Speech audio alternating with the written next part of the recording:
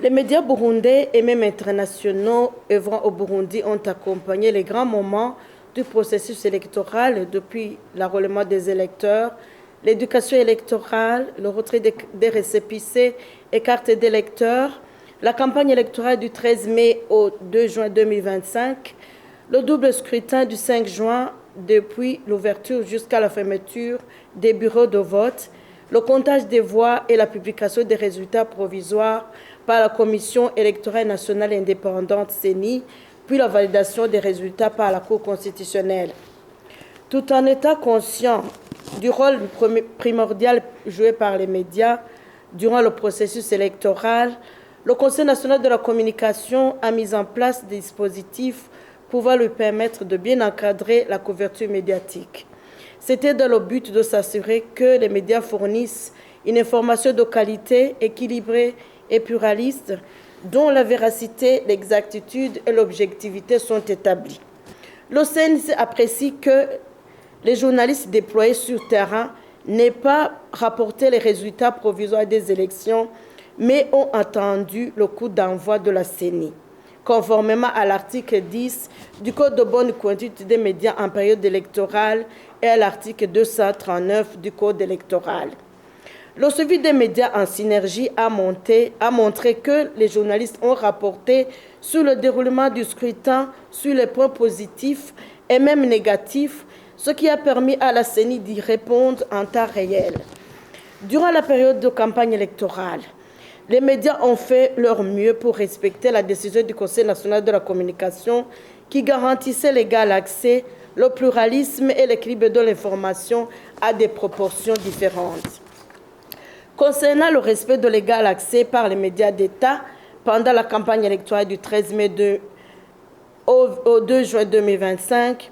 le Conseil national de la communication a noté que la RTNB a enregistré puis diffusé les projets de société de 29 candidats en lice aux élections dans l'ordre issu du tirage au sort dans les tranches spéciales. Alors que la RTNB avait prévu 15 minutes, d'autant de paroles égales pour tous les candidats, certains ont vu leur temps réduit dû au fait que les messages donnés contenaient des propos malveillants qu'il fallait à tout prix nettoyer.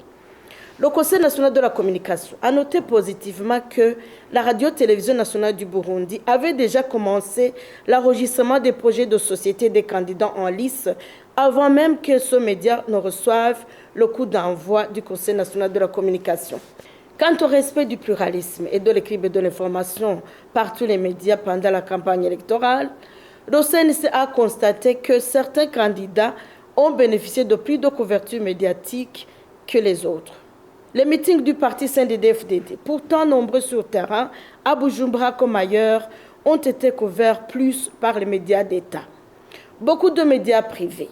ont focalisé leur attention surtout sur les autres partis politiques de l'opposition et sur la coalition Burundi Bwabose.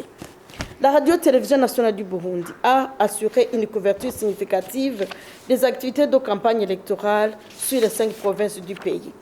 En plus des meetings du parti CNDD-FDD, la télévision nationale a couvert aussi les rassemblements de campagne des partis UPRONA, MSP Nginzo, Palpe Agakiza, Rades, Ranak, PL, ADR, Florina, Piebu, Radebu, la coalition Burundi Bwabose et de l'indépendant Dieudonné Nahimana.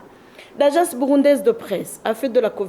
la couverture médiatique de 21 organisations politiques et indépendantes, tandis que le journal Le Renouveau a couvert les meetings des partis politiques et coalitions suivant CNDD-FDD, CDP, MSP Nginzo, Coalition Burundi Bwabose, UPRONA, KZFDD, RANAC, Sangwe-Pade et Radebu.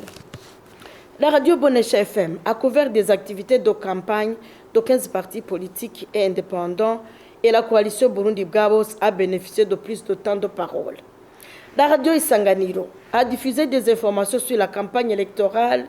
de certains candidats, notamment celle de la coalition Burundi Bwabose, et qui a eu plus de temps de parole sur les antennes de cette radio. La radio Rema FM, quant à elle, a couvert des meetings du CNDD-FDD, mais également des autres candidats comme la coalition Burundi Bwabose, le RANAC, mais à des proportions différentes. La radio CCIB FM+, a couvert peu de meetings des candidats en compétition, sauf ceux de l'indépendant Dieudonné Nahimana, des partis RANAC et de l'IFRONA. La presse en ligne, dans sa globalité, a diffusé peu d'informations sur la campagne électorale. Certains se sont contentés de quelques tweets isolés et de façon lapidaire et ponctuelle. Ici, nous citerons les médias comme Iris News, Jimbere Magazine, Yaga et le journal Iwachu. Après le double scrutin, les médias ont informé l'opinion nationale sur les résultats provisoires proclamés par la Commission nationale indépendante CENI et définitifs après la validation par la Cour constitutionnelle. D'autres reportages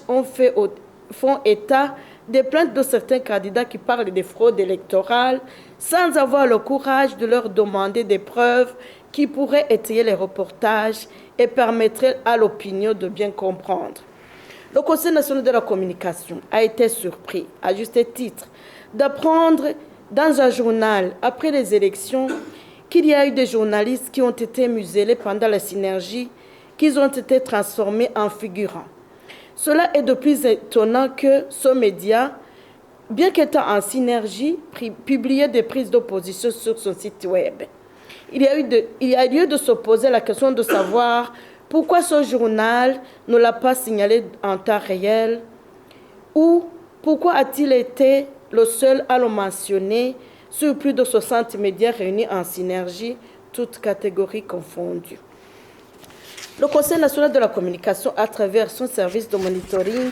a également relevé d'autres fautes professionnelles sur certains médias. Ce sont surtout des déséquilibres de l'information, des accusations et affirmations gratuites, des exagérations des faits, des traitements tendancieux de l'information et des diffamations, surtout pendant la campagne électorale et après les élections. Elles ont été relevées à la radio Bonesha FM en date du 2 juin 2025 dans l'édition de la mi-journée, Rema FM en date du 27 mai 2025 lors du journal Parler, Radio Isangano dans l'émission Kunama du 18 mai 2025, Radio Irebe FM dans le journal du 28 mai 2025,